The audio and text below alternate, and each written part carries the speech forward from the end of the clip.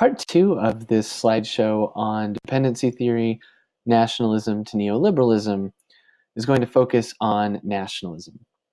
And I know I've said that word quite a few times now. What we're talking about when an industry or a resource is nationalized is that that resource is taken under the purview or the complete control of the national government. So the example that I have here on this slide is that of Lázaro Cárdenas, who was president of Mexico in the 1930s. He, more than any other post-revolutionary Mexican president, is still remembered for actually living up to the promises of the Mexican Revolution. He was one who focused on land reform across the nation, trying to give lands back to especially indigenous communities that had lost land. This was the goal of revolutionary Emiliano Zapata, and it was fulfilled in Cárdenas.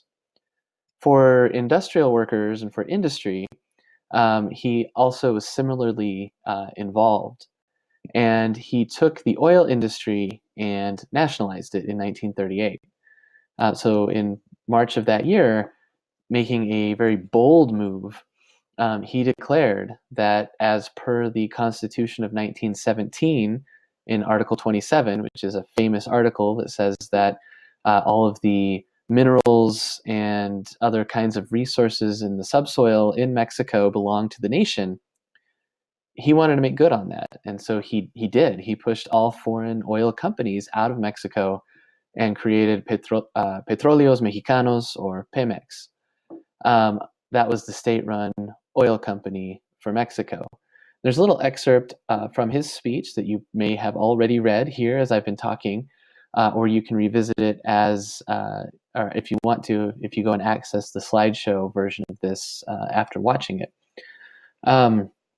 Additionally, I have the full version of his speech when he expropriated oil as part of the materials for this unit.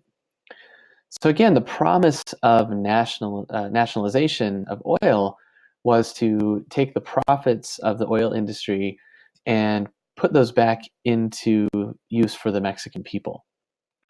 It was part of that Mexico for Mexicans kind of mantra and slogan.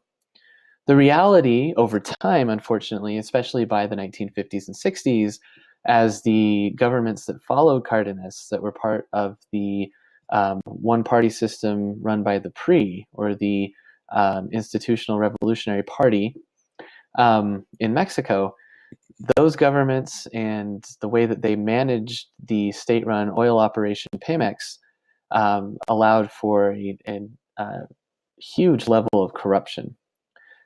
So people embezzling money, taking funds off the top, taking bribes, forcing other people to take bribes. I mean, there's a whole lot of ways that political figures were able to funnel money into their own pockets through this state-run oil company. So although there was the promise with nationalization of something other than that, that was by and large what had happened. Similarly, here we have Getulio Vargas, who is the populist kind of authoritarian leader. We'll mark that as red. So was the populist authoritarian leader in Brazil during the 30s and World War II era. He did something similar. So the slogan there is petroleum is ours, or oil is ours. And so they created a state-run Petrobras, similar to Pemex, and it faced similar problems. Actually, the corruption scandals that have embroiled Dilma Rousseff's administration, she was the president that was impeached not too long ago, as well as her predecessor, Lulo Inácio da Silva. Both of them were implicated in corruption schemes that were connected to Petrobras.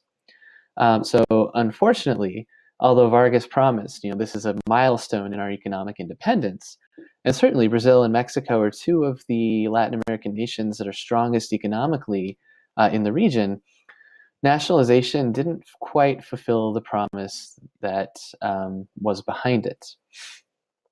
Thinking now about the political systems and political figures that were connected to the various economic trends that we've been talking about. We want to turn to that and think about the ways in which authoritarianism and democracy are in this kind of constant struggle to manifest themselves as political systems in Latin America. This has been the case since colonial times, maybe even before colonial times. We'll talk about that more in just a second. But this quote from the book that I assigned last time I taught this class: "The twin threads of democracy and authoritarianism run through Latin America's history since independence, sometimes alternating between periods of democratic and dictatorial rule, at other times combining to produce hybrid forms of authoritarian democracy." You might think, how could there be authoritarian democracy? We'll talk about how that manifests itself here in the next few minutes. So this is where we're going for the rest of this part of the presentation. We're going to think about how these two things that seem to be mutually exclusive actually aren't. This goes all the way back to the colonial and pre-colonial era. It manifested itself during independence era of forming new nations after gaining independence from Spain and Portugal. I don't want to delete it or reply. I'll just leave it. I thought I could cancel it. The question, though, is what kinds of states would emerge after independence? And as Eduardo Galeano has put it, democracy was never a priority, despite republicanism being one of the main ideologies. So again, these are words that we often conflate with each other. You know, if you have a republican system, it's democratic. Not necessarily.